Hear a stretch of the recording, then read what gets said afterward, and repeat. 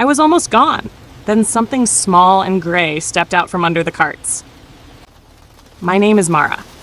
I'm 33, and that night in Portland, Oregon, I was running on whatever comes after empty. I just finished a long shift as a nurse, the kind where you keep moving because stopping feels dangerous. I only came to the little grocery lot to grab food and get home without thinking. Rain hammered my windshield so hard it sounded like static. Under the metal cart corral, I saw him, this soaked gray tabby kitten, maybe 10 or 12 weeks old, ribs too easy to count under wet fur. He was shaking, but he wasn't fully hiding, like he couldn't decide if the world was safe enough to disappear into.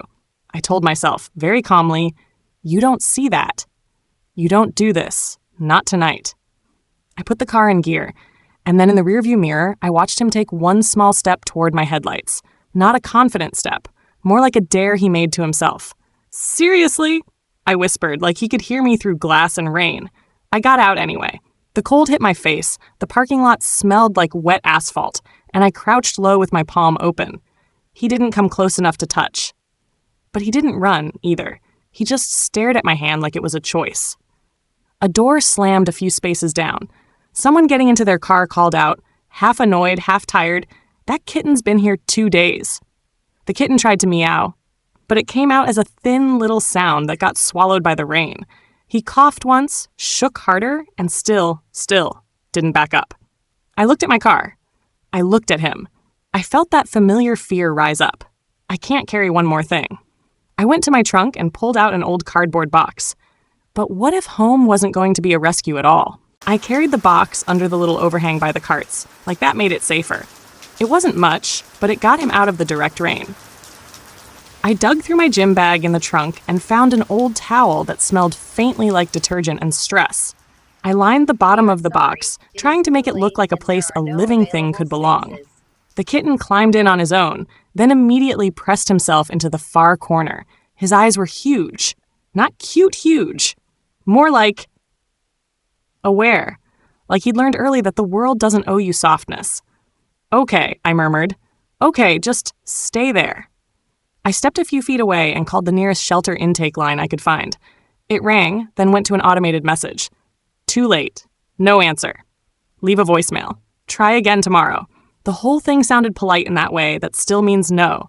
And right on cue, the voice in my head showed up. Dry, familiar, confident. "You can't even take care of yourself, Mara." I rubbed my forehead with the heel of my hand and stared at the rain bouncing off the pavement. My car was warm. My apartment was warm. The problem wasn't warmth. The problem was everything that comes after you say yes. A guy in a rain jacket came out of the store and slowed when he saw me. He didn't look angry, just tired. The kind of tired I saw every night at work. "Hey," he said, not unkindly. "Management doesn't want animals by the entrance. People complain. I'm just telling you before someone makes it a thing." "I get it," I said quickly. "I'm not trying to. I just need 5 minutes." He looked at the box, at the kitten wedged into the corner. His expression softened for half a second. Then he glanced back at the door like he was being watched. 5, he repeated, and went back inside. I walked in after him, dripping on the tile, and bought the simplest stuff I could find without thinking too hard. A small plastic dish, a couple packets of wet food, a pack of disposable pee pads. No big plan, just next steps. Back under the overhang, I opened a packet and set the dish near the box. The kitten leaned forward, sniffed the air, then pulled back like the smell itself was risky. His little body trembled, and his whiskers quivered with each breath. He didn't eat. He just watched. So I did something I hadn't done in months. I sat down on the wet curb beside him. I draped my jacket over part of the box to block the wind, leaving enough space so he wouldn't feel trapped. I didn't reach in. I didn't talk much. I just sat there, rain tapping on my hood, and let time move at a normal human speed. After a while, he crept forward an inch. He put one paw on the towel, then another, and lowered his nose toward the dish again. Still didn't eat, but he stayed closer. That felt like something. I exhaled, slow. "All right," I said, almost to myself. "We're going home." And as soon as I said it, my stomach tightened. Because going home didn't just mean a warm room. It meant marmalade. It meant my old cat and his routines and his rules. It meant explaining to him and to myself why I was bringing chaos into a life I could barely keep steady. Marmalade was waiting by the door like he always was, orange fur fluffed out and clean, eyes half-lidded like he'd been paying rent before I even moved in. He didn't rush me, he just watched. Calm, certain, the owner of every quiet routine in that apartment. I stepped inside with the box held tight to my chest. The kitten shifted once, a tiny scrape of claw on cardboard, and then froze like he'd startled himself. "Okay," I whispered, mostly to my nerves. "Bathroom, just for tonight?" The bathroom was the only place I could close a door without feeling like I was locking him in a closet. I set the box down, slid a pee pad under it, and cracked the top open a little. A soft rustle. He tried to climb out, then stopped, as if motion itself could get him in trouble. Marmalade patted over and sniffed the bottom of the bathroom door the moment I closed it. His whole body changed in a slow, controlled way. His back tightened. His tail began that steady, irritated tap against the floor. He wasn't hissing. He wasn't panicking. He was judging. Like I'd moved the furniture without asking. I knelt beside him and rubbed his head the way he liked. "It's temporary," I said out loud, testing the word. It sounded thin. Temporary is what exhausted people say when they don't have the energy to admit they've already decided. That night, I went through my usual motions. Shower, laundry, tossed in a pile, phone face down so I wouldn't see work messages. But I didn't really go to bed. I kept listening. I expected crying. Little scratches? Something. Instead, there was nothing. That silence sat in my chest like a stone.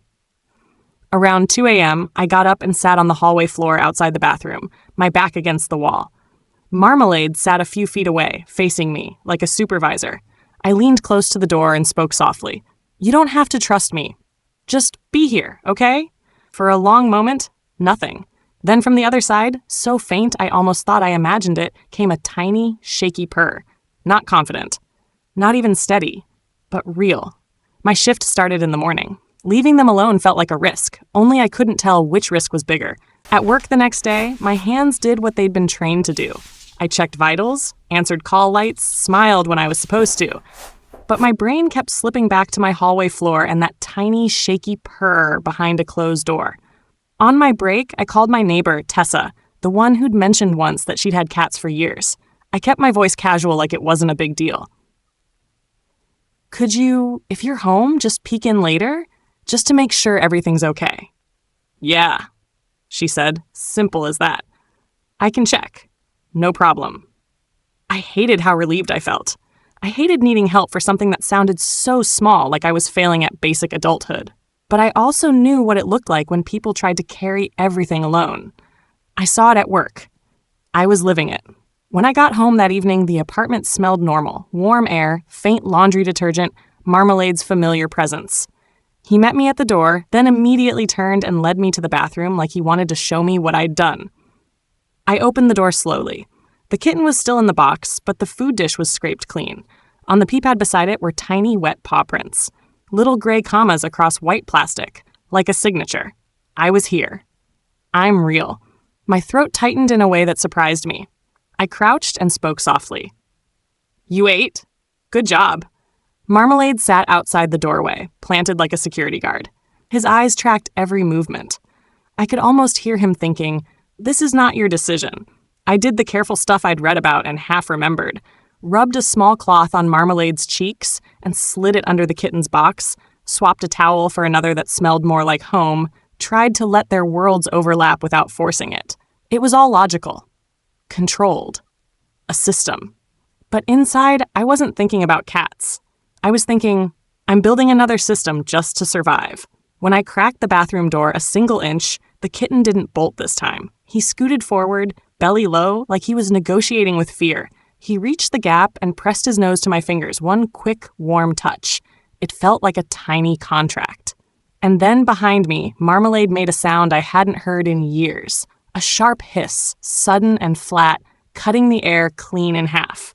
I froze, my hands still by the door, and understood. This wasn't going to be easy. This was going to be a war for the home. Marmalade's protest wasn't loud. It was worse than loud. Over the next few days, he stopped meeting me at his usual window perch. He'd eat, then walk off like I was a roommate who'd broken a house rule. When I reached for him, he'd blink slow, then turn his head, just enough to say, "I remember what we had." I remember what you changed. The kitten, though, started to wake up. In the bathroom, he'd bat at my hoodie string, then jump back like the string might bite. If a cabinet closed too fast, he'd flatten, eyes huge. And then, a minute later, he'd creep forward again anyway. Late one night, I heard a soft thump in the hallway. I opened my bedroom door and saw him, out of the bathroom, gray in the dim light. He'd slipped past me when I carried laundry, and now he stood there frozen. Across from him, Marmalade went rigid. Fur puffed, tail low, silence thick. My first instinct was to grab someone, to fix it fast. Instead, I moved slow. I slid a couch pillow between them like a gentle wall, then crouched and guided the kitten back with my hand, not chasing, not cornering. He hesitated, then followed the opening I gave him. When the bathroom door clicked shut, I sat on the floor with Marmalade and stroked his chest the way I always had. "You're not replaced," I whispered. But the question kept circling. What if I can't make this home safe for both? And the next day, something happened that made me choose not between two cats, but between my job and my own life. The next day, my autopilot finally cracked. I came home after another shift and realized in the elevator, I couldn't replay the drive at all, like my body had done it without me. My hands were shaking from exhaustion, and my heartbeat felt slightly off. Nothing dramatic, just enough to scare me. I dropped my keys on the counter and sat on the kitchen floor for 1 minute. My back hit the cabinet and I stared at the tiles. That's when the kitten did something new. The bathroom door was still mostly closed, but I'd left it unlatched. He nudged it open with his head and stepped out, slow. Careful. One paw, then the other, like the apartment might punish him. He crossed the hallway and sat beside me. Not on me, not begging, just close enough to be felt. Marmalade watched from the doorway, eyes narrowed, tail still. My thoughts went hard and familiar. You don't get to fall apart. You have responsibilities. And then it hit me. How I'd been using responsibility like a whip. The kitten lifted one paw and tapped my fingers, light as a question. I don't know why that broke me, but it did. I cried quietly, not from panic, more from being noticed. The next morning, after a full day of running like this, I asked my charge nurse to shift my schedule. My voice shook like I was admitting defeat, but while I tried to save myself, another problem started at home. Marmalade began leaving his food untouched. Marmalade didn't stop eating completely. He'd walk up, sniff his bowl, then drift away like he'd suddenly remembered he had somewhere else to be. The first time I saw untouched food still sitting there, my stomach dropped. I stood in the kitchen and thought, I ruined everything. I brought stress into his home and called it help. So I slowed down and got practical. I kept the kitten set up in the bathroom and hall, and I gave Marmalade his space back. His window spot, his blanket, the little routine of treats after dinner like nothing had changed. I fed them on opposite sides of a closed door, then swapped towels again, gentle and boring on purpose. I played with the kitten in short bursts until he pounced and skidded. Then I shut the door and sat with Marmalade in the quiet, letting him come to me on his terms. And I stopped waiting for a miracle. One evening, the rain finally eased. I sat on the floor with two bowls set far apart. The kitten came first, careful but curious, and started eating without flinching. Marmalade watched from the doorway a long time. Then he took one step, then another. They ate at the same time. For the first time. When they finished, the kitten washed his face like he was proving he felt safe. Marmalade didn't hiss. He turned and stayed in the room. My chest loosened. The place felt like it could breathe again. So could I. Now I just had one last choice. Keep calling him temporary, or tell the truth and let him stay for real. A few weeks passed, and the apartment started to feel like mine again. Like ours, really. I did change my schedule. I stopped saying yes to every extra shift, like my worth depended on it. It didn't end my career. It just gave me back a normal life. I started eating real meals. I started sleeping more than 4 broken hours. Small stuff, but it added up. The kitten changed with it. He stopped flinching at my footsteps. Now when I opened the front door, he'd be there, sitting a couple feet back like he was trying to look casual about it. Not demanding. Just present. Like he was reminding me, you can just be here. You don't have to earn the right to exist. Marmalade never became his best friend. That wasn't who he was, but he did something better. He made room. Some nights I'd look over and see them on the same couch, a paw length apart, both pretending they weren't sharing. That was their peace treaty. One evening, I caught myself still calling the kitten Buddy and Little Guy, like I could keep it temporary with nicknames. I sat on the floor with him, watched his ears swivel toward my voice, and realized the truth had already happened. I filled out the paperwork and made it official. Then, out loud, I said his name once, Kismet. It landed in the room like a period on the old version of my life and a comma on the new one. After that, I made one more appointment I'd been avoiding. Therapy.